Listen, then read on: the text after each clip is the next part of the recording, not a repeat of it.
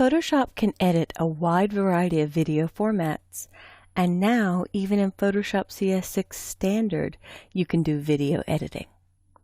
I'm going to start by choosing File, Open, and I'll select the Fountain MP4. Photoshop can open a variety of video formats: MPEG, MPEG-2, MP4 or M4V, MOV files, which are QuickTime, and AVI files. I'll hit Open, and automatically Photoshop built a video group for me. I'm going to name this Fountain, and I can name my video layer if I have a few of them. I'm double-clicking on the middle of the file name to be able to rename them. Before I get into the editing, I'm going to switch to the Motion workspace. This way I have a little bit more that applies to video editing or motion editing in Photoshop. I'll also make my timeline a little bit taller, and just to show you what's in this video, I'll click play.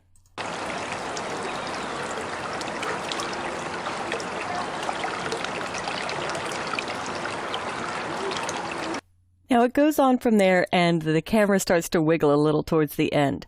So I'm going to move to the end of the video track and shorten it.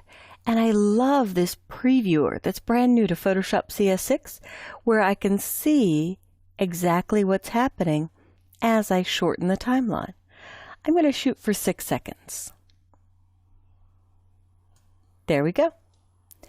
Now I want to put in a rectangle that fades in, and we'll add some text over top of that.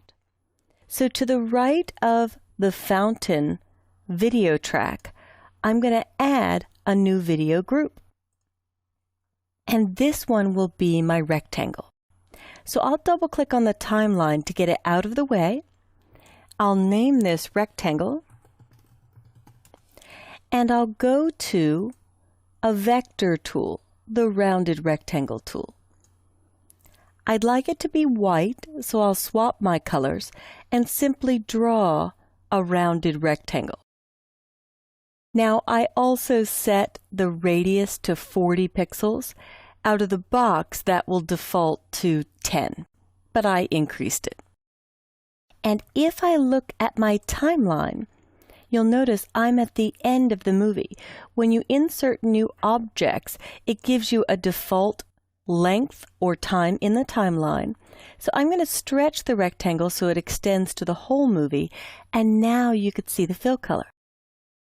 I'll expand the rectangle, and I'll slide to 2 seconds in the movie, roughly. You actually get a count directly down here in your timeline panel. And I'm going to set the opacity to mark it at 100% where it is now. Now I'll slide the playhead, which is the technical term for this red bar, back to the beginning of the movie, and I'll put in a keyframe by clicking this gray diamond, which adds a spot where a change on opacity can take place. I'll make the opacity of the rounded rectangle layer 0%. And when I press Return or Enter to accept that, I can click play, or I actually love to use the space bar. I'll show you that while I'm playing it. Space bar will pause or play again. I hit it twice to pause and play. In fact, at this keyframe, I think I'll have it not go to 100% opacity. We'll only go to 80, and it should stay partially see-through for the rest of the movie. So let's try it out. I'll hit spacebar to play. In fact, as I scrub the timeline, that's the technical term for moving this red playhead, you could see when you let go where the opacity stands at that moment in time. I'll click play or hit the space bar, and it stayed 80% to the end. Now I'm ready to add my text. So I will click over here and add another new video group, And you don't double click here to name it. I always want to do that, but you do it directly in the Layers panel. So I'll name this Type.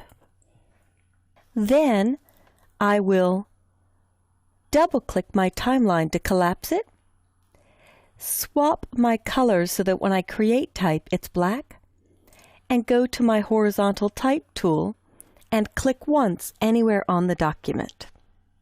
And I'm going to type the quote, "A jug fills drop by drop." So one click.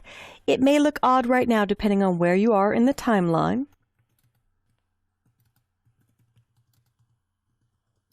And it's difficult to see, so often I'll just zoom in to make sure I've got everything typed properly, because I'm going to make this come in from very tiny and grow very large. So I hit Command plus or Control plus to zoom in, and I hit Command 0 or Control 0 to fit in window. And if I do a select all, I could change my font. I'll use the built-in Minion Pro, Italic, and now I'll double click on my timeline to bring it back up. And the reason you can't see the type is just depends on where you are on the timeline. The rectangle will also be fading in.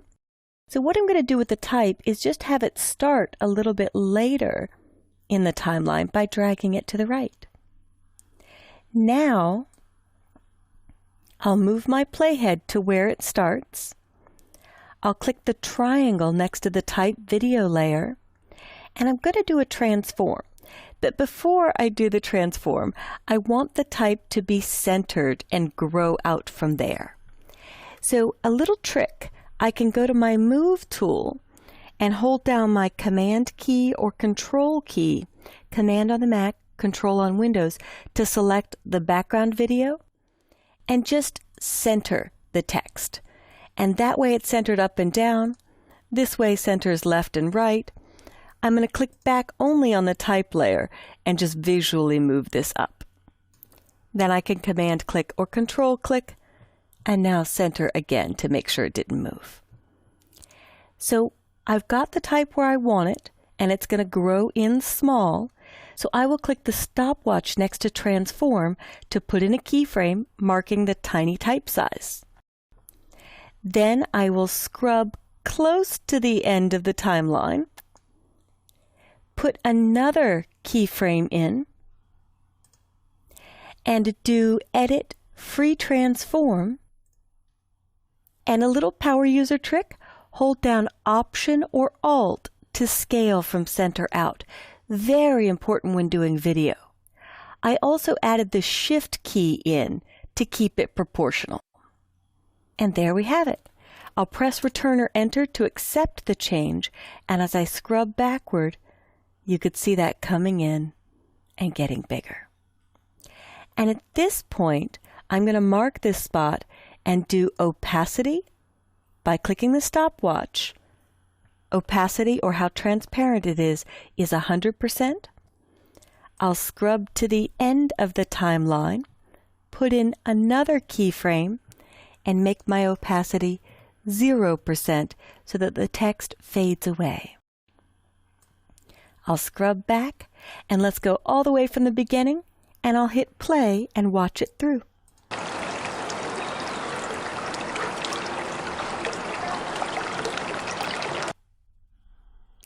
And there is your first video creation. When you're finished, you could choose File, Export, Render Video. Choose the format of your choice. The first time you run this, it may take a few seconds. And I usually select the folder that I've built for you in your Chapter 9 folder called Video. And I'll go to Medium Quality. H.264 is one of the biggest standards, but there are a few others there. And there's even presets for your iPhone or iPod, for Android, and for YouTube or Vimeo. I'll click away and just leave it on medium quality and hit render. Once it's finished, I'll minimize Photoshop, open that up, and take a look at my final movie. Video editing, I feel, has gotten a lot easier in PhotoshopCS6. In the first few versions, I was a little intimidated by it, so I didn't use it often enough. Now, even though I teach Adobe Premiere, I find myself going to Photoshop because I just love the tools and I live in Photoshop on a daily basis anyway. The longer your video, the more time this export stage will take. And I really don't like to think about the time we spend watching progress bars. Great, it's done. I'll minimize Photoshop. I'll open the video folder, and there's my rendered fountain movie. And I'll hit play.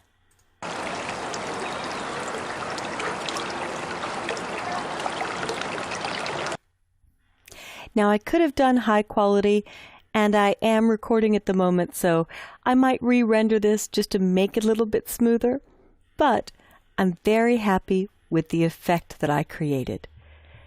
So see if you can grab some movies of your own and experiment in Photoshop with creating video layers. You even have the ability in PhotoshopCS6 to edit the sound or put in new audio tracks if you so choose. If you keep the timeline in mind as something that mirrors layers for the stacking order of your video elements, it gets a lot easier. I hope you've enjoyed this tour of video editing in Photoshop.